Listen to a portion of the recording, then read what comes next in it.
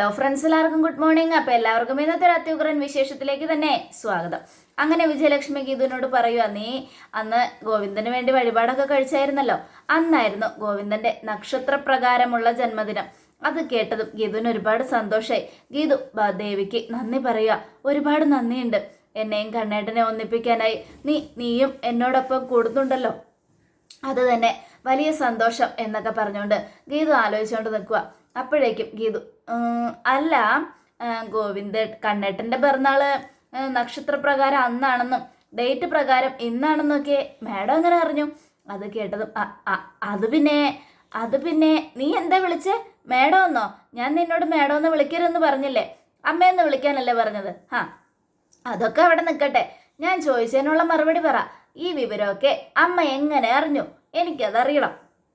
അത് കേട്ടതും വിജയലക്ഷ്മി, അതെ, ജോത്സ്യൻ എന്നെ വിളിച്ചിരുന്നു.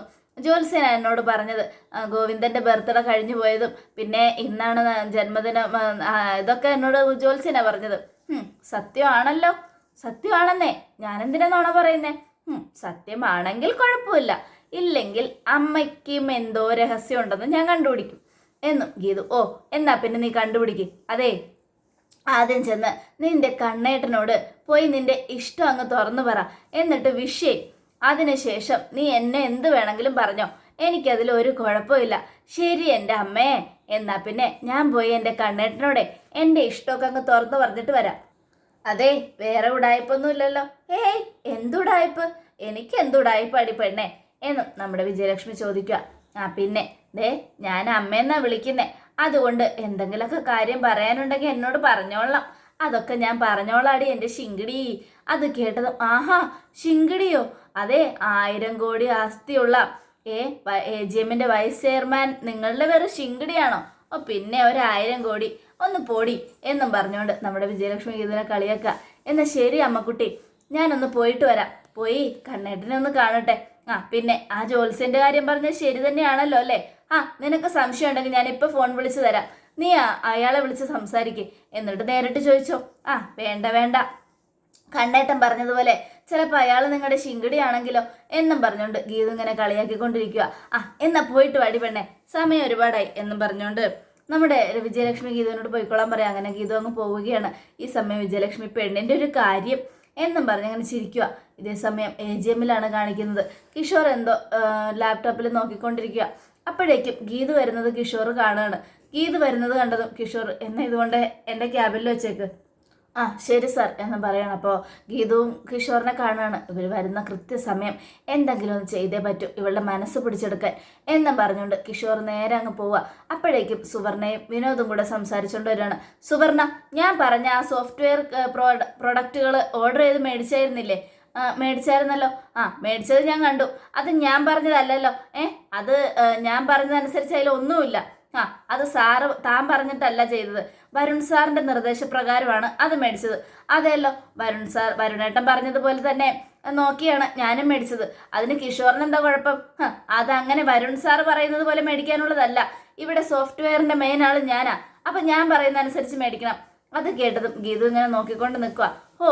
അതിന് കിഷോർ ഈ കമ്പനിയുടെ എല്ലാമാണെന്നും പറഞ്ഞ് നിൽക്കുമൊന്നും വേണ്ട. ഗീതാഞ്ജലി മാഡത്തിനെ കുറിച്ച് ഓരോന്ന് പറയാനായിട്ട് ഇങ്ങോട്ട് വരികയും വേണ്ട, മനസ്സിലായല്ലോ? അത് കേട്ടതും കിഷോർ, എന്ത് ഗീതാഞ്ജലി മാഡത്തിനെ കുറിച്ച് പറയാനോ? എന്തൊക്കെയാ നീ പറയുന്നേ? ഒരു കാര്യം ഞാൻ പറഞ്ഞേക്കാം, ഇവിടെ നടക്കുന്ന കാര്യങ്ങളിൽ ഗീതാഞ്ജലി മാഡത്തിനെ കുറ്റപ്പെടുത്തി എന്തെങ്കിലും സംസാരിച്ചാൽ എനിക്കത് സഹിക്കില്ല. എന്നെ എന്ത് വേണമെങ്കിലും പറഞ്ഞോ, പക്ഷേ ഗീതാഞ്ജലി മാഡത്തെ കുറ്റം പറഞ്ഞാൽ ഞാനത് ക്ഷമിക്കുകയില്ല. ഒന്ന് പോ കിഷോർ, നീ എന്തിനാ ഇങ്ങനെയൊക്കെ പറയുന്നതെന്നും എന്താ കാണിച്ചു കൂട്ടുന്നതെന്നൊക്കെ ഞങ്ങൾക്ക് നന്നായിട്ട് അറിയാം. എല്ലാം ഗീതാഞ്ജലി മാഡത്തെ കാണിക്കാനല്ലേ? എന്നാൽ നിന്റെ പ്രകടനം സഹിക്കാനാകാതെ അവരങ്ങ് പോയി. അത് കേട്ടതും കിഷോർ തിരിഞ്ഞു നോക്കിയത് ഗീതു അവിടെ ഇല്ല. ഗീതു പോയി. ഇവൻ്റെ അഭിനയമൊക്കെ കണ്ടു നിൽക്കാനൊന്നും ഗീതുവിന് സമയമില്ലല്ലോ. ഈ സമയം ഗീതു പോയി കഴിഞ്ഞ് കിഷോറിനോട് വിനോദ്, എടാ, നിന്നെ കാണുമ്പോൾ തന്നെ എനിക്ക് നിന്നെ അരച്ച് കലക്കി കുടിക്കാനുള്ള ദേഷ്യമുണ്ട്. നിന്നെ ഇവിടെ കണ്ടപ്പോൾ ഞാൻ എൻ്റെ കൈയെന്ന് ധരിച്ചു വന്നതാ. പിന്നെ ഗോവിന്ദേട്ടൻ പറഞ്ഞതുകൊണ്ടാണ് ഞാനൊന്നും ചെയ്യാതിരുന്നത്. ഒരു കാര്യം ഞാൻ പറഞ്ഞേക്കാം, വെറുതെ എൻ്റെ ചേച്ചിയുടെ ഇടയിൽ കിടന്ന് എന്തെങ്കിലും പണിയൊപ്പിക്കാമെന്ന് നീ കരുതിയാൽ നിന്റെ ഭാര്യയോട് ഞങ്ങൾ എന്നെല്ലാം പറയും. അത് കേട്ടതും കിഷോർ ഞെട്ടി. അവർക്ക് ഈ കഥകളൊക്കെ കേൾക്കുന്നതേ ഭയങ്കര സന്തോഷമുള്ള കാര്യമായിരിക്കും. അതുകൊണ്ട് നിന്റെ ജീവിതത്തിലെ പഴയ കഥകളൊക്കെ ഞങ്ങളങ്ങ് പറഞ്ഞു കൊടുക്കാം. അത് കേട്ടതും കിഷോർ, ഞാനൊരു കാര്യം പറയുമ്പോൾ നിങ്ങളെന്തിനാ മറ്റൊരു കാര്യം എടുത്തിടുന്നേ? മറ്റൊരു കാര്യമൊന്നും അല്ലല്ലോ, നിന്റെ ജീവിതത്തിൽ നടക്കുന്ന കാര്യമല്ലേ, അതെന്തായാലും പറഞ്ഞാൽ അത് നല്ലതായിരിക്കുമല്ലോ എന്നൊക്കെ പറഞ്ഞുകൊണ്ട് ഇങ്ങനെ കിഷോറിനെ ഭീഷണിപ്പെടുത്തുക സുവർണ. എന്നാലും ഈ കമ്പനിയുടെ തകർച്ചയ്ക്ക് വേണ്ടി സുവർണ ഒരുപാട് പാടുപെടുന്നുണ്ട്. ഇത് AGM ഗ്രൂപ്പ് ഓഫ് കമ്പനി, നമ്മുടെ കമ്പനിയാ. ഈ കമ്പനിയെ നിലനിർത്തുക എന്നുള്ളത് നമ്മുടെ ഉത്തരവാദിത്തമാണ് വിനോദ്. ഇത് നിന്റെ ചേച്ചിയുടെ കമ്പനിയല്ലേ. അതിന് ഞാനിവിടെ ഫ്രോഡ് പണി ചെയ്യുന്നുണ്ടെന്ന് നിന്നോട് ആരാ പറഞ്ഞത്? നീ കൂടുതലൊന്നും സംസാരിക്കണ്ട കിഷോർ. കൂടുതൽ കളിച്ചാലേ നിന്റെ ഭാര്യയെല്ലാം അറിയും. മര്യാദയ്ക്ക് ഇവിടുന്ന് പോകാൻ നോക്ക് എന്നും പറഞ്ഞുകൊണ്ട് സുവർണയും വിനോദും കൂടെ അങ്ങ് പോയി. അവർ പോയി കഴിയുന്ന കിഷോർ, എല്ലാ പ്ലാനുകളും പൊളിഞ്ഞല്ലോ, ഗീതുവിനെ കയ്യിലെടുക്കാൻ പറ്റിയ സമയമായിരുന്നു എന്നൊക്കെ പറഞ്ഞുകൊണ്ട് കിഷോർ ഇങ്ങനെ ആലോചിച്ചുകൊണ്ട് അങ്ങോട്ട് പോവുകയാണ്. ഈ സമയം ഗീതു നേരെ ഗോവിന്ദൻ്റെ അടുത്തൊക്കെ ചെല്ലുന്നേ. അതേ കണ്ണേട്ടാ, ഇതെപ്പോൾ പ്രത്യക്ഷപ്പെട്ടു? ദേ ഇപ്പം വന്ന് കയറിയതേ ഉള്ളൂ.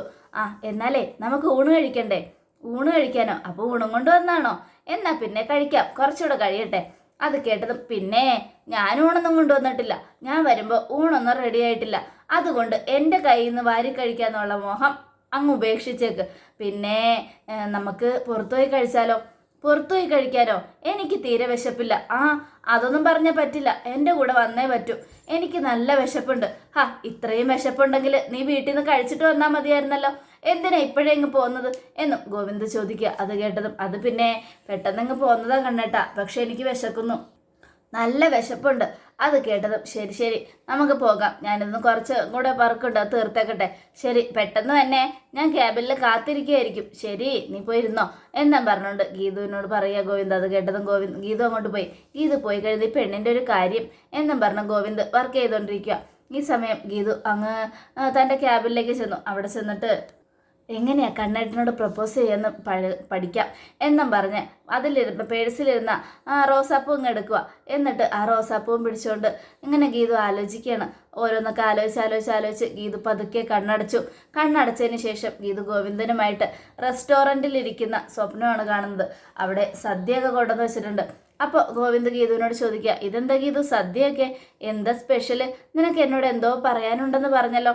പറയാലോ എന്നും പറഞ്ഞുകൊണ്ട് ഗീതു തൻ്റെ പേഴ്സിൽ നിന്നും ആ റോസാപ്പൂ എടുത്ത് ഗോവിന്ദന് നേരെ ചൂണ്ടാണ്. അത് കേട്ടത് ഗോവിന്ദ്, ഇതെന്തിനാ? മേടിക്കുക കണ്ണേട്ടാ. അപ്പോൾ ഗോവിന്ദ് അത് മേടിക്കുകയാണ്. മേടിച്ചതിന് ശേഷം ഗീതു ഗോവിന്ദനോട് ഇത് ഇഷ്ടപ്പെട്ടോ? ഒത്തിരി ഇഷ്ടപ്പെട്ടു ഗീതു, കൊള്ളാലോ എന്നും പറയുക. ഇനി ഒരു കാര്യം കൂടെ എനിക്ക് പറയാനുണ്ട് എന്നും പറഞ്ഞുകൊണ്ട് ഗീതു ഗോവിന്ദൻ്റെ അടുത്ത് ചെന്നു. എന്നിട്ട് ഗോവിന്ദൻ്റെ കവിളിൽ ഒരു ഉമ്മ കൊടുക്കുക. അത് കിട്ടിയത് ഗോവിന്ദാകെ ഞെട്ടിപ്പോയി. ഞെട്ടലോടുകൂടെ ഗോവിന്ദ് ഗീതുവിനെ നോക്കുക. ഇതെന്താ? ഇതാണ് നീ പറഞ്ഞ ആ സർപ്രൈസ്? ഇത് മാത്രമല്ല, ഒരു സർപ്രൈസും കൂടി ഉണ്ട് എന്നും പറഞ്ഞുകൊണ്ട് ഗോവിന്ദൻ്റെ ചെവിയിൽ ഹാപ്പി ബർത്ത്ഡേ എന്നും ഗീതു പറയുക. അത് കേട്ടതും, കൊള്ളാലോ, ഇന്നെൻ്റെ ബർത്ത്ഡേ ആണോ? അതെ കണ്ണേട്ടാ, ഇന്ന് കണ്ണേട്ടൻ്റെ ബർത്ത്ഡേയാ. എനിക്ക് ഭയങ്കര ഇഷ്ടമായി ഇന്നത്തെ എൻ്റെ ഈ ബർത്ത്ഡേ. ഞാൻ ഏറ്റവും കൂടുതൽ സ്നേഹിക്കുന്ന എൻ്റെ പെണ്ണ് തന്നെ എനിക്ക് ആദ്യം വിഷ് ചെയ്യുമ്പോൾ എനിക്ക് ഒരുപാട് സന്തോഷമുണ്ട്, ഒരുപാട്.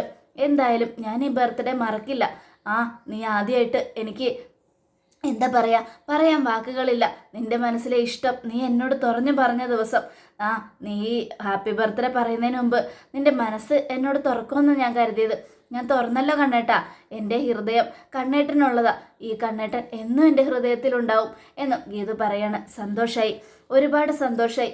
ഞാൻ കാത്തിരുന്ന ആ നിമിഷം. ഇനി പറ, നമുക്ക് ഈ ഓർമ്മകളൊക്കെ അടക്കി പറക്കി വെക്കാനായിട്ട് എവിടെയെങ്കിലുമൊക്കെ പോകണ്ടേ? നിനക്ക് ഇഷ്ടമുള്ള സ്ഥലം പറഞ്ഞോ, നമുക്കവിടെ പോകാം, എവിടെ വേണമെങ്കിലും പോകാം. ഞാൻ ഇപ്പം തന്നെ ടിക്കറ്റ് ബുക്ക് ചെയ്യാം എന്നൊക്കെ പറഞ്ഞുകൊണ്ട് ഗോവിന്ദ് പറയുകയാണ്. അത് കേട്ടതും ഗീതു കണ്ണു അടച്ചുകൊണ്ട്, ഞാൻ പറയട്ടെ, എനിക്ക് പോകേണ്ടത് ഗുരുവായൂർക്കാണ്. ആദ്യം നമുക്ക് ഗുരുവായൂർ പോയി ഉണ്ണിക്കണ്ണനെ തൊഴാം എന്നും ഗീതു പറയുന്നത് കേട്ടുകൊണ്ട് അവർണികയും കിഷോറും ചിരിക്കുക. അപ്പോൾ രണ്ടുപേരുടെയും നോട്ടം നോക്കിക്കൊണ്ട് തന്നെ ഇങ്ങനെ നിൽക്കുകയാണ്. ഗീതു എന്താ പറയുന്നതെന്ന് അറിയാൻ വേണ്ടി. അപ്പോഴേക്കും അവർണിക ഗീതാഞ്ജലി എന്നും പറഞ്ഞ് വിളിക്കുക. ഇത് കേട്ടത് ഗീതു പെട്ടെന്ന് കണ്ണോർന്നപ്പോൾ ഇവിടെ ആരും ഇല്ലേ? ഇതെല്ലാം ഓർക്കുമായിരുന്നോ? എല്ലാം തുലച്ചു എന്നും പറഞ്ഞുകൊണ്ട് ഗീതു ആ റോസാപ്പൂ അവിടെ വെച്ചിട്ട് ഇങ്ങനെ എന്താ എന്ന് ചോദിക്കുമ്പോഴേക്കും റോസാപ്പൂ താഴെ വീഴുക. അപ്പോഴേക്കും ഗീതാഞ്ജലി നല്ല ഓർമ്മ എന്തൊക്കെയോ ആലോചിക്കരുതെന്ന് തോന്നല്ലോ. അതൊക്കെയുണ്ട്.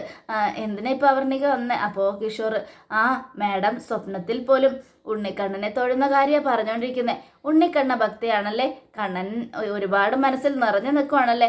അവർണിക എന്തിനാ ഇപ്പം ഇങ്ങോട്ട് വന്നേന്ന് പറ എന്നും ഗീതു ചോദിക്കുക. അത് കേട്ടതും അത് പിന്നെ ഗീതാഞ്ജലി, ഈ കമ്പനിയുടെ ഭാഗമായി പല കാര്യങ്ങളും ഇവിടെ നടക്കുന്നുണ്ട്. അതെല്ലാം കമ്പനിയെ നശിപ്പിക്കാനുള്ള കാര്യങ്ങളാണ്.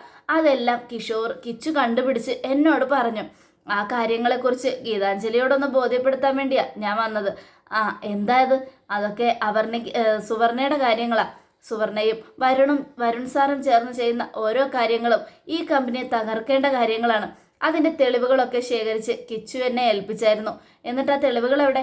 അതൊക്കെ ഗീതാഞ്ജലിയുടെ മൊബൈലിലേക്ക് ഞാൻ മെസ്സേജ് അയച്ചിട്ടുണ്ട്. അതൊന്ന് നോക്കണം. ശരി, ഞാൻ നോക്കിക്കോളാം. അപ്പോൾ കിഷോർ, മാഡം, ഞാൻ വളരെ കഷ്ടപ്പെട്ട് ബുദ്ധിമുട്ടി അവരെയൊക്കെ കണ്ടുപിടിച്ചെടുത്ത തെളിവുകളാണ്. ഇതൊന്നും മാഡം നഷ്ടപ്പെടുത്തരുത്. കാര്യം കുറച്ച് സീരിയസ് ആയിട്ട് കാണാൻ വേണം. ഞാനൊന്ന് ആലോചിക്കട്ടെ എന്ന് ഗീതു പറയണം. എന്നാൽ നിങ്ങൾ രണ്ടുപേരും പോയിക്കോ. അങ്ങനെ അവർ രണ്ടുപേരും പോയി. ഈ സമയം റോസാപ്പൂ താഴെ തന്നെ കിടക്കുക. ഗീതു ആണെങ്കിൽ അത് ശ്രദ്ധിച്ചുമില്ല. എന്തായിരിക്കും അവർണി കഴിച്ച മെസ്സേജ്? നോക്കാം. അത് നോക്കിയാലെങ്കിലും എനിക്ക് കിട്ടുന്നത് തെളിവ് നല്ലതാണെങ്കിൽ കണ്ണേട്ടനെ കാണിക്കാമല്ലോ എന്നും പറഞ്ഞുകൊണ്ട് ഗീതു ആ മൊബൈൽ ഇങ്ങനെ തുറന്നു നോക്കാൻ പോകുമ്പോഴേക്കും ഗോവിന്ദ് ഹലോ എന്ന് പറഞ്ഞ് വിളിക്കുക. നല്ല ആളാണ് കേട്ടോ. ഈ ഒരു 5 മിനിറ്റ് എന്ന് പറഞ്ഞിട്ട് ഇപ്പം നേരെ അരമണിക്കൂറായല്ലോ. സാരില്ലെന്നേ, കുറച്ച് വർക്കുണ്ടായി. വിശന്നോ? പിന്നെ വിശന്നിട്ട് എൻ്റെ കുടൽ കരിയുന്ന മണം ഇവിടെ മുഴുവനും ഉണ്ട് എന്നും പറഞ്ഞുകൊണ്ട് ഗീതു എന്നാ പിന്നെ വാ പോകാം. ശരി എന്നും പറഞ്ഞ റോസാപ്പൂവും താഴെയിട്ട് ഗീതു ഗോവിന്ദൻ്റെ കൂടെ അങ്ങ് പോവുക. അങ്ങനെ അവർ കാറിലിരുന്ന് പോയിക്കൊണ്ടിരിക്കുമ്പോൾ ഗീതു എല്ലാം ആലോചിക്കുക. അപ്പോൾ ഗോവിന്ദ് ചോദിക്കുക, ഇതെന്താ ഗീതു നീ ആലോചിക്കുന്നേ? അല്ല, അവിടെ പോയി ഫുഡ് കഴിക്കുക മാത്രമല്ല, എനിക്ക് കണ്ണേട്ടനോട് പ്രധാനപ്പെട്ടൊരു കാര്യം കൂടെ പറയാനുണ്ട്. പ്രധാനപ്പെട്ട കാര്യമോ? അതെന്ത് കാര്യം? അതൊക്കെയുണ്ട്. അതെല്ലാം ഞാൻ റെസ്റ്റോറൻറ്റിൽ ചെന്നിട്ട് പറയാം. എന്താണേലും പറ ഗീതു. എന്താണ്? നിനക്ക് എന്തെങ്കിലും മേടിക്കാനുണ്ടോ? അതൊന്നുമല്ല, ഇതൊരു പ്രധാനപ്പെട്ട കാര്യമാണ്. എന്ത് കാര്യം? എനിക്കിപ്പോൾ നല്ല വിശപ്പുണ്ട്. അതൊന്നും പറയാനുള്ളൊരു മൂഡില്ലെന്നേ എന്നൊക്കെ പറഞ്ഞുകൊണ്ട് ഗീതു ഇങ്ങനെ പറയാം. എന്നാൽ പിന്നെ നല്ലൊരു പാട്ട് വയ്ക്കാം, വിശപ്പ് മറന്നു പോകുന്ന ഒരു പാട്ട് എന്നും പറഞ്ഞ് ഗോവിന്ദൻ ഒരു പാട്ടൊക്കെ വെച്ച് കാറ് നല്ല സ്പീഡിൽ ഓടിക്കുക. അതിനുശേഷം അവർ റെസ്റ്റോറൻറ്റിലേക്ക് പോയിക്കൊണ്ടിരിക്കുന്ന സമയത്ത് ഗീതുവിൻ്റെ മുഖത്തേക്ക് തന്നെ നോക്കുക ഗോവിന്ദ്. ഇവൾക്ക് എന്തായിരിക്കും എന്നോട് പറയാനുള്ളത്? എന്തോ കാര്യമായിട്ട് പറയാനുണ്ട്. അതുകൊണ്ടാണ് അവൾ ഇങ്ങനെയൊക്കെ പറഞ്ഞത്. എന്തായാലും റെസ്റ്റോറൻറ്റ് ചെല്ലുമ്പോൾ അറിയാമല്ലോ എന്നൊക്കെ പറഞ്ഞ് ഗോവിന്ദ് പോയിക്കൊണ്ടിരിക്കുമ്പോൾ ഗീതു, ഈശ്വര, കണ്ണേട്ടനോട് ആദ്യം എങ്ങനെ ഞാൻ പറയുക? ഒരു പിടിയും കിട്ടുന്നില്ലല്ലോ. കണ്ണേട്ടാ ഐ ലവ് യു എന്ന് പറയണോ? അത് ശരിയാവില്ല. ഹാപ്പി ബർത്ത്ഡേ കണ്ണേട്ടാ എന്ന് പറയണോ? അത് ശരിയാവില്ല എന്നൊക്കെ പറഞ്ഞ് ഗീത ഇങ്ങനെ ഒറ്റയ്ക്ക് സംസാരിച്ചുകൊണ്ട് വരിക. അപ്പോഴേക്കും റെസ്റ്റോറൻ്റ് എത്തി. റെസ്റ്റോറൻറ്റിൽ കാറ് നിർത്തിയിട്ട് അവർ രണ്ടുപേരും കാറിൽ നിന്ന് ഇറങ്ങി. രണ്ടുപേരും അകത്ത് കയറിയപ്പോൾ ഗോവിന്ദ് വേറൊരു സ്ഥലത്ത് ഇരിക്കാൻ പോവുക. കണ്ണേട്ടാ അതല്ല, ദേ അവിടെയാണ് നമ്മുടെ സീറ്റ് എന്നും പറയാണ്. ഓഹോ, അപ്പം നീ ഇത് ബുക്ക് ചെയ്തിട്ടിരിക്കുകയായിരുന്നോ? പിന്നെ വിശന്ന് കുടൽ കത്തി വരുമ്പോൾ സീറ്റെങ്ങാനും ഇല്ലെങ്കിൽ അതുകൊണ്ടാണ് ബുക്ക് ചെയ്തിട്ടത്. അതുകൊണ്ട് കൊള്ളാമല്ലോ എന്നൊക്കെ പറഞ്ഞുകൊണ്ട് അവരിങ്ങനെ ഇരിക്കുക. അപ്പോഴേക്കും എന്താ വേണ്ടതെന്ന് ചോദിച്ചുകൊണ്ട് ഒരാൾ വരിക. ഒരു നല്ല സദ്യ വേണം, 2 സദ്യ. അത് കേട്ടതും, സദ്യയെ എനിക്ക് കടിച്ചു പറിക്കാൻ എന്തെങ്കിലും വേണം. അത് കേട്ടതും ഗീതു, കടിച്ചു പറിക്കാനാണോ? സദ്യയിൽ സാമ്പാർ ഒഴിക്കുമല്ലോ, അവിയലും ഉണ്ടാവും. അതിൽ മുരിങ്ങാക്കോലും പച്ചക്കായും പിന്നെ ക്യാരറ്റും ബീൻസും ഉരുളക്കിഴങ്ങും ഒക്കെ ഉണ്ടാവും. അതൊക്കെ കടിച്ചു പറിച്ചോ? ഞാൻ അതിനെക്കുറിച്ചല്ല, എനിക്ക് നോൺ വെജാണ് വേണ്ടത്. അത് കേട്ടതും എന്തൊക്കെയാ ഉള്ളത് എന്നും ഗോവിന്ദ് വെയിറ്ററോട് ചോദിക്കാം. അത് പിന്നെ സദ്യയുടെ കൂടെ കഴിക്കാൻ ഫിഷ് മോളി ഉണ്ട്, ചിക്കൻ കറി ഉണ്ട്, ചിക്കൻ വറുത്തതുണ്ട്, ചിക്കൻ പക്കോടയുണ്ട്, ബീഫ് ചില്ലി ഉണ്ട്, ബീഫ് കറി ഉണ്ട്, ബീഫ് ഗ്രേവി ഉണ്ട്. ഹലോ, മതി, ഇതൊന്നും വേണ്ട, സദ്യ മാത്രം മതി. ശരി മാഡം എന്നും പറഞ്ഞുകൊണ്ട് വെയിറ്റർ അങ്ങ് പോവുക. എൻ്റെ ഗീതു, നീ എന്ത് പണിയാണ് കാണിച്ചേ? നല്ല വിശന്നിരിക്കുമ്പോൾ നല്ല ചിക്കൻ കറിയൊക്കെ കടിച്ച് പറിച്ച് ഇങ്ങനെ തിന്നുമ്പോൾ അതിൻ്റെ ഒരു രുചി വേറെ തന്നെയല്ലേ? അത് കേട്ടതും ഗീതു, അതെ, ഇന്ന് വെജിറ്റേറിയൻ കഴിച്ചാൽ മതി. എന്തായാലും വെജിറ്റേറിയൻ വരുമ്പോൾ മനസ്സിലാവും എങ്ങനെയുള്ള സദ്യയാണെന്ന്. ഇന്നെന്താ നിനക്ക് ഈ റെസ്റ്റോറൻറ്റ് ബുക്ക് ചെയ്യാനും ഇവിടെ വന്ന് സദ്യ കഴിക്കാനൊക്കെ തോന്നിയത്? എന്ത് കാര്യം പറയാനാ? അത് കേട്ടതും ഗീതു, അതൊക്കെ പറയാം എന്നും പറഞ്ഞുകൊണ്ട് ഇങ്ങനെ ആലോചിച്ചുകൊണ്ടിരിക്കുക. ഈശ്വര, എങ്ങനെയാ കണ്ണേട്ടനോട് പറയാ? ഇങ്ങനെ ഞാൻ പറഞ്ഞ സ്വപ്നത്തിൽ കണ്ട പോലെ കണ്ണേട്ടൻ പ്രതികരിക്കോ? ഇല്ലെങ്കിൽ എന്നോട് ദേഷ്യപ്പെടുമോ? എന്തായാലും പറഞ്ഞേ പറ്റൂ. പറഞ്ഞില്ലെങ്കിൽ അത് വലിയ നഷ്ടമായി പോവും. ഇന്ന് നല്ലൊരവസരം.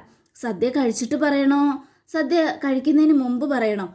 സദ്യ കഴിക്കുന്നതിന് മുമ്പ് ഹാപ്പി ബർത്ത്ഡേ വേണമെങ്കിൽ പറയാം, അത് നല്ലതാ. പക്ഷേ പ്രപ്പോസ് ചെയ്യുന്നത് ഇപ്പോൾ വേണോ?